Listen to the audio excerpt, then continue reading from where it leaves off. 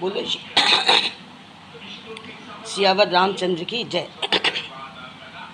प्रभु कहते हैं सब्र करो, सब्र का फल बहुत मीठा होता है और सब्र हर एक चीज़ मुसीबत को दूर कर देता है। प्रभु कहते हैं हे सब्र के बंदे, मुसीबत के दिन गुजर जाते हैं, मुसीबत का समय बना नहीं रहता है। आज जो तुझे देख के हंसते हैं वो कल तुझे देखते ही रह जाएंगे। आज जो देख के हंसते हैं वो कल तुझे देखते ही रह जाएंगे। त्याग दी जब ख्वाहिशें कुछ अलग करने के वास्ते, राम ने खोया बहुत कुछ बनाने के वास्ते। कहते हैं कि जो आज तुमको देख के हंसते वो कल तुमको देखते ही रह जाएंगे। त्याग दी ख्वाहिशें, तुम ख्वाहिशों को त्याग कर कोई अच्छा कर्म करने में जब लग जाएगा तो एक अच्छा इंसान बन जाएगा। जब ऊंचाइयों को उठ जाएगा तो तुम्हें जो हंसते थे वो देखते रह जाएंगे। जैसे राम ने कुछ बनने के लिए इतना कुछ खो दिया था तो क्या बने, उसी तरह से अगर कुछ बनना है तो हंसने वाले की परवाह न करते हुए अपने कार्य में, अपने रास्ते पर अग्रसर रहो, बढ़ते जाओ। प्रभु कहते हैं कि मन बाहर न जाकर, इधर उधर न भटक कर, इध उध का चिंतन ना करके अंतर्मुख हो जाने से ही आध्यात्मिक मंजिलों को सुगमता पूर्वक तय किया जा सकता है। जब तक मन बहुमुखी है तब तक अध्यात्म पथ में एक पद भी आगे नहीं बढ़ा जा सकता है। बढ़ पाना संदिग्ध है, नहीं बढ़ सकते हैं। अतः जब अध्यात्म पथ में पांव रख दिया है और निश्चय कर लिया है आजीवन इसी में समर्पित रहने का, जीवन को पूर्णता लगाने का, तो सर्वप्रथम भली भांति इस पर मनन करना चाहिए कि मन बुद्धि में सम्यक स्थान देना होगा। तत्पश्चात इसके अनुसार जीवन में क्रियान्वयन में होकर मन की एकाग्रता कैसे बनाएं। एकाग्रता ही साधना का सार है। एक मन रखना ही हमारी साधना का सार है और आधार है। एकाग्रता ही ध्यानावस्था की जटिलताओं को सुलझाने या मन की ग्रंथियों को खोलने की का मास्टर चाबी है। ये अपने में ही मस्त होने का अचूक उपाय भी है। गोता लगाकर अपने में एकाग्र हैं, जो हो गया है भूल कर सब कुछ बस प्रभु प्रेम में खो गया है। इच्छा ना कहने सुनने की प्रभु ध्यान में व्यक्ति का है, वही दृश्य जाए ना मस्त रहे, हमेशा वो खुश रहता है। कहते हैं वही जीवन का कृताग्र होता है। प्रभु कहते हैं अपने मन को हमेशा जब निश्चिंत रखोगे, एकाग्र रखोगे तो तुम आगे बढ़ सकते हो। आगे बढ़ने का सबसे अच्छा माध्यम होता है अपना परिवार। अपने परिवार से ज़्यादा कुछ नहीं। कहते हैं प्रभु कहते हैं कि स्त्री नख से सिर तक सुंदर होती है, पुरुष नहीं। पुरुष का सौंदर्य उसके चेहरे पर तब उभरता है जब वो अपने साहस के बल पर विपरीत परिस्थितियों को भी अनुकूल कर लेता है। ईश्वर ने गढ़ते समय पुरुष और स्त्री की लंबाई में थोड़ा सा अंतर कर दिया है। पुरुष लंबे हो गए हैं, स्त्री छोटी हो गई है। इस अंतर को पाटने के दो ही तरीके हो सकते हैं, या तो स्त्री पाँव उचकाकर बड़ी हो जाए या पुरुष माथा झुकाकर छोटा हो जाए। तभी तो कहते हैं जब राजा जनक के दरबार में स्वयंवर के समय माता भगवान राम को वरमाला पहनाने आई तो प्रभु उनसे ऊंचे थे। माता को उचकना पड़ा, पर प्रभु ने स्वयं ही सर झुका दिया, दोनों बराबर हो गए। वहीं से तो सीखते हैं कि हम सब कुछ स्त्री पुरुष संबंधों में यदि प्रेम है, समर्पण है, सम्मान है तो बड़े से बड़े अंतर को भी थोड़ा सा उचक कर या सर नवा कर पाट दिया जा सकता है। गांव के बुजुर्ग लोग भी कहते हैं पुरुष की प्रतिष्ठा उसकी स्त्री तय करती है और स्त्री का सौंदर्य उसका पुरुष, दोनों के बीच समर्पण को ही उसका सुंदर संसार बसाता है। गांव के लोग कहते हैं कि पत्नी के, स्त्री के सर का ताज उसका आदमी माना जाता है। तो लेकिन स्त्री के सर का ताज आदमी माना जाता है तो आदमी का गौरव, आदमी का मस्तक ऊंचा उठाने में स्त्री सहायक होती है। इसलिए कहते हैं कि जैसे श्री राम प्रभु ने वरमाला के लिए अपना सर झुकाया था, वैसे हमको स्त्री का सम्मान करना चाहिए। ये हम नहीं, ये रामायण की बात है, ये प्रभु राम के वचन हैं।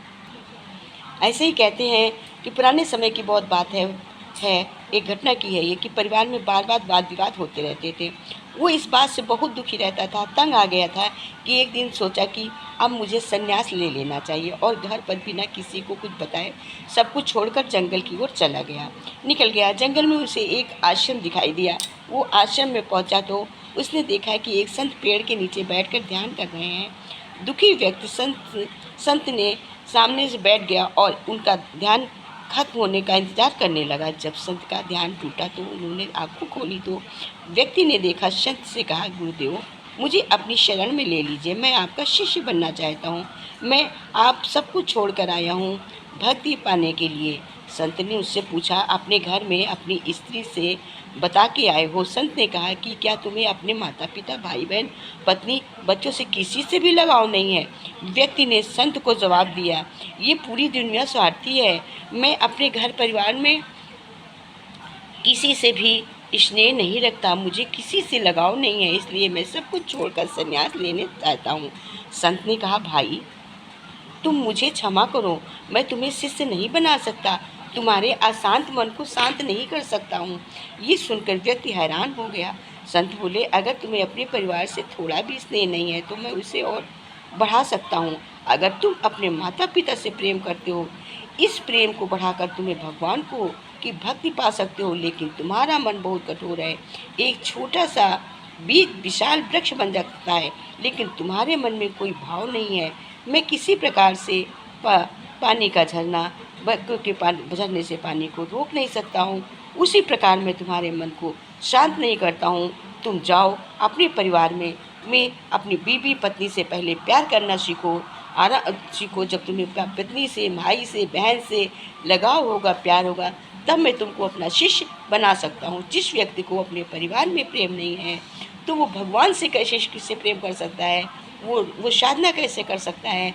जो प्रेमी इंसान है वही प्रेम लगा सकता है ईश्वर से भी। और प्रेम कहीं और नहीं, अपने मन में, अपने शरीर में, अपनी आत्मा में बैठा है। जब हम अपनी आत्मा से प्रेम उत्पन्न करेंगे तभी हमारी प्रभु में लगन लगेगी। प्रभु राम कहते हैं, जैसा जिसकी सोच होती है वैसा वो इंसान बनता है, वैसा उसका जीवन बनता है। कहते सोच पर ही जीवन निर्भर है। कहते हैं आपके जीवन में अभी जो कुछ भी हो रहा है, आपके जरिए आप हर दिन ये देख सकते हैं कि आप क्या सोच रहे हैं। आपका पूरा संसार एक फिल्म है जो आपको दिखा रही है कि आप कैसे आगे बढ़ रहे हैं। आप अंधेरे में नहीं हैं, आपको फीडबैक मिल रहा है। फीडबैक से सीखें, देखें कि आपको कौन से चीज़ आसानी से मिली थी। फिर इस बारे में सोचें कि आपने क्या किया जिससे वो चीज़ आसानी से आपकी ओर आ गई है। स्वयं को जानें और आप आकर्षण के नियम के स्वामी बन जाएंगे। आकर्षण का नियम किसी विशाल फोटोग्राफी मशीन जैसा होता है। जैसे मशीन खींच लेती है, फ़ोटो खींच देती है, फोटोग्राफी कर देती है, उसी तरह से आकर्षण हमारा फ़ोटो खींचकर हमको अपनी ओर खींच लेता है। प्रभु राम कहते हैं कि आज कलयुग में देखो कितनी बेशर्मनाक बातें हो रही हैं। जिसकी जितनी शर्म खो रही है उसकी उतनी चर्चा हो रही है। जो जितने नीचे गिर रहा है दुनिया में उसका उतना स्तर ऊंचा माना जा रहा है। पर ऐसा नहीं है, ये थोड़ी देर के लिए है कि जो शर्म को खो रहा है उसका स्तर उठ रहा है। उसका स्तर बिल्कुल नहीं उठ रहा है। एक दिन उसका स्तर ऐसा गिर जाता है कि वो उसकी तरफ कोई देखना भी पसंद नहीं करता है। और जिसको आज कोई देखना नहीं पसंद करता, नीचा उसका स्तर उठता है। हमेशा सत्य का ही स्तर उठता है। ये आदमी को भ्रम है कि कलयुग में जो शर्मनाक लोगों का स्तर उठ रहा है, ये भ्रम है। ऐसा कभी नहीं हो सकता है। इस पे कबीरदास जी का दृष्टांत बड़ा सुंदर सा छोटा सा दृष्टांत है। कबीरदास जी कहते हैं, मनुष्य जन्म दुर्लभ है, मिले न बारंबार, तरवर से पत्ता गिरे टूटे, बहुर न लागे डाल। कहते जब डाल से पत्ता गिर जाता है तो दोबारा डाल पे नहीं लगता है। कवि ने समझाया है, इसका मतलब यह है कि मानुष जन्म दुर्लभ है, मिले न बारंबार, तरवर से पत्ता टूटे, बहुर न लागे डाल। इसका सार ये है, इसका मतलब ये है कहने का कि कबीरदास जी का कहने का अर्थ ये है कि हे मानो, ये जन्म बहुत कठिनता से प्राप्त होता है, ये बार बार नहीं मिलता है। इस शरीर के रहते रहते तुम शुभ कर्म करो, अच्छी रुचि रखो, परमात्मा की भक्ति करो, अन्यथा ये शरीर समाप्त हो जाएगा तो आप पुनः इसी शरीर को नहीं प्राप्त कर पाओगे। जैसे वृक्ष से पत्ता टूटने के पश्चात उसी डाल पर नहीं लगता है, उसी तरह से अगला जीवन पता नहीं तुम्हें कैसा मिले। इसलिए इस मानव जीवन को कि शरीर के अवसर को व्यर्थ न गवाओ, इसको सार्थक करो। कहते हैं कलयुग हो, सतयुग हो, किसी भी युग में क्या भगवान बदल जाते हैं? भगवान तो कभी नहीं बदलते हैं। कितना अच्छा दृष्टांत उसका है रामायण का, अपने रामायण का, कि मेघनाथ की माँ ने कहा बेटा भगवान की शरण में जाओ, उनसे लड़ने की मत सोचो। मेघनाथ ने खूबसूरत जवाब दिया। क्या कहा? जब कहा भगवान की शरण में जाओ, उनसे लड़ाई मत करो, तो मेघनाथ ने बहुत खूबसूरत जवाब दिया। क्या कहा? अपने पिता के लिए सब कुछ छोड़ना मैंने स्वयं श्री राम से ही सीखा है। क्या कहा? कि मतलब लड़ना तो नहीं चाहिए, परंतु मैंने अपने माँ पिता का धर्म निभाते हुए अपने पेरेंट्स का, अपने मम्मी पापा का, अपने माता पिता का धर्म निभाना मैंने अपने पिता से सीखा है। मुझे मालूम है कि मेरी हार श्री राम से निश्चित है कि मैं हार जाऊंगा, परंतु मैंने ये श्री राम से ही तो सीखा है, श्री राम प्रभु से ही तो सीखा है कि माता पिता की सेवा सर्वश्रेष्ठ सेवा है। इसलिए माँ मैं पिता की आज्ञा का उल्लंघन नहीं कर सकता हूँ और मैं युद्ध के लिए जाऊँगा। ये सीख मेरे प्रभु श्री राम के चरणों की ही है। कितना सुंदर उसके बेटे ने जवाब दिया, जबकि उसे मालूम था कि हार मेरी निश्चित है। तो कहते हैं राम प्रभु तो राम प्रभु हैं, उनकी सीख सभी को लेनी चाहिए। जब मेघनाथ जैसा इंसान ले सकता है, अब जान कर कि मेरी हार होगी, अपने पिता का उल्लंघन नहीं किया, तो आज की युवा पीढ़ियों को अपने पिता का उल्लंघन ना करते हुए काम करना चाहिए। श्री राम और सभी गुरुओं का आदर करना चाहिए, अपने को आत्मज्ञान लेना चाहिए। प्रभु कहते हैं कि जैसे कहते हैं पानी पियो छान के, गुरु करो जान के, उसी तरह से यदि आप अपने से बहुत छोटे व्यक्ति से दोस्ती करते हो तो क्या होता है, जब वो तुमसे नाराज़ होता है तो क्या करता है, सबसे चुगली करने लगता है।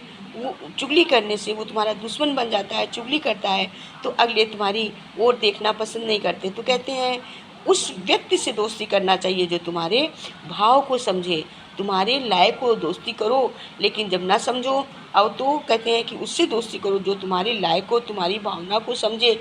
जो तुम्हारी भावनाओं को ठेस पहुंचाए उससे दोस्ती नहीं करनी चाहिए। जैसे बहुत छोटा सा दृष्टांत देखें कि कौवे और हिरन की दोस्ती थी। उसने समझाया कि तुम भैया, एक दिन उसने देख लिया हिरन को शेर के साथ में, उसने मना किया परंतु हिरन नहीं माना, उसके साथ दोस्ती करके चला गया। एक दिन वो जाल में फंस गया। उसने कहा अपने खेत के मालिक को मैं ले आऊँगा, वो तुम्हें मार देगा तो मुझे मीट मांस खाने को मिलेगा। तो उस समय वो रोने लगा। उसका दोस्त कौवा आया, कौवे ने आके चिल्ला चिल्ला के कहा, उससे समझाया कि अब रो मत, रो रहे हो, शांत हो जाओ। तो तुम्हें ऐसी अवस्था में लेट जाओ कि तुम्हें सब समझे कि तुम मर गए हो, तो तुम और जब तुमको खोले तो तुम भाग जाना। उसने वैसा ही किया। उसका मालिक आया, सोचा इसको मार दे, देखा मरा पड़ा, कहा ये तो मरा पड़ा। जैसे जाल उठाया, हिरन भाग गया। तो कैसी दोस्ती निभाया हिरन ने? हिरन और कौवे की कैसी दोस्ती थी? ऐसी दोस्ती हमें करनी चाहिए जो मेरा वाकई में साथ दे। प्रभु कहते हैं अच्छी रास्ते पे चलते रहो। कहते हैं पुण्य तुम्हारा साथ देगा, बेईमानी तुम्हारा साथ कभी नहीं देगी। पुण्य हमेशा साथ देता है, हमेशा साथ चलता है, लेकिन दगाखोरी कभी हमारे साथ नहीं चलती है। कहते हैं किसी को दगा नहीं देना चाहिए। किसी को जो दगा देता है, पाप किसी का सगा नहीं है होता है। जो कर्म को समझता है उसे धर्म को समझने की ज़रूरत नहीं होती है। किसी को दगा देना नहीं देना चाहिए, पाप किसी का सगा नहीं होता है। जो कर्म को समझता है वो किसी को दगा नहीं देता, दगा देने की ज़रूरत नहीं समझता है। संपत्ति के उत्तराधिकारी अधिक हो सकते हैं। संपत्ति में के जो उत्तराधिकारी एक से अधिक भी हो सकते हैं, लेकिन कर्म के उत्तराधिकारी केवल स्वयं होते हो।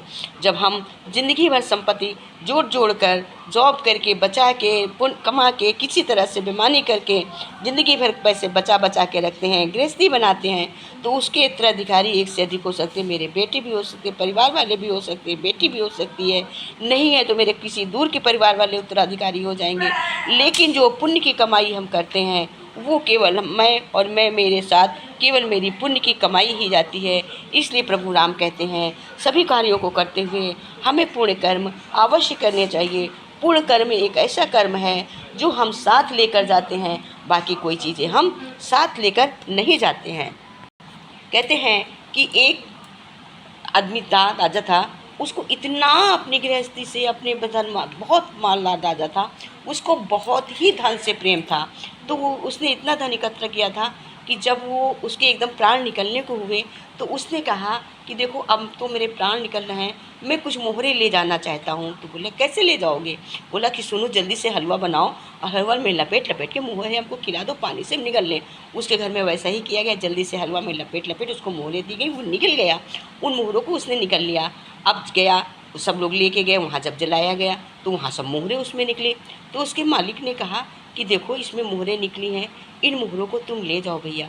तो उनके बच्चों ने कहा, सोचा कि नहीं, बोला कि नहीं इनको हम नहीं ले जाएंगे, अगर इन मोहरों को हम ले जाएंगे तो हमारे पिता ने कहा था कि जल्दी से खिला दो, मैं इनको साथ ले जाऊंगा, इन मोहरों को आप रख लीजिए। तो वहाँ पे जो पंडित थे उनने बोला कि जब मोहरों आप नहीं ले जाओगे, इनको इतना लालच है कि मोहरों को हम ले जाएंगे, तो इन मोहरों को हम नहीं रख सकते। उसने भी उन मोहरों को कहा हम नहीं लेंगे, अब आप इनको ले जाइए। ज़बरदस्ती किया तो उनके लड़के ले आए। उन्होंने सोचा कि अब हम क्या करें, तो उन मोहरों को उसको सोचा अब हम इसका परम भोज कर देते, तो परम भोज किया।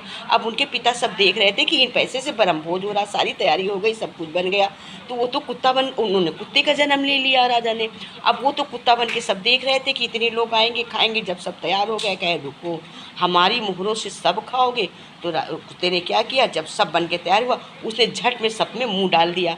अब किसी ने नहीं खाया, अब उसका परम भोज भी नहीं हो पाया, अब सारा व्यर्थ हो गया। इसलिए कहते हैं कि अधर्म की हुई कमाई बेकार होती है, हमें पुण्य की कमाई करनी चाहिए, हमें अपने ईमानदारी का पैसा कमाना चाहिए, ईमानदारी से अपने परिवार का भरण पोषण करना चाहिए। ईमानदारी से किया हुआ कार्य हमेशा सिद्ध होता है। जैसे राजा कुछ नहीं ले पाया जा पाया, वैसे कोई नहीं ले जा सकता, एक सुई नहीं ले जा सकता है, कुछ भी नहीं ले जा सकता है। केवल जाएगा तो क्या जाएगा, साथ में किया हुआ पुण्य धर्म। इसी से कहते हैं किसी के साथ दगा मत करो, पाप मत करो, पाप किसी का सगा नहीं है। धर्म को समझने की ज़रूरत नहीं है, धर्म तुम्हारे शरीर में खुद है, केवल अपनी आत्मा से उत्पन्न करो। संपत्ति के अधिकारी बहुत हो सकते हैं, एक से दो, लेकिन कर्म के उत्तराधिकारी के हम आप स्वयं होंगे। इसलिए हमें अच्छे कर्म करने चाहिए। बोलो सियावर रामचंद्र की जय। बोलो भाई सभी लोग बोलो सियावर राम, और जो भी हमारी वीडियो को देखे सियावर रामचंद्र की जय लिखने की कोशिश करें। ना लिख पाए तो केवल सुने, कुछ लोग नहीं भी लिख सकते हैं तो वो धुन सुने केवल। ऐसा नहीं है कंपलसरी कि मेरी वीडियो में आप लिखिए, हम कभी ऐसा कंपलसरी नहीं करते। लेकिन आज नवमी भी है इसलिए मैंने बोला, वरना मैं कभी भी ऐसा नहीं बोलती हूँ। लाइक करें ना करें, सब्सक्राइब करें ना करें, केवल इसको देखें और सुने। बोलो सियावर रामचंद्र की जय।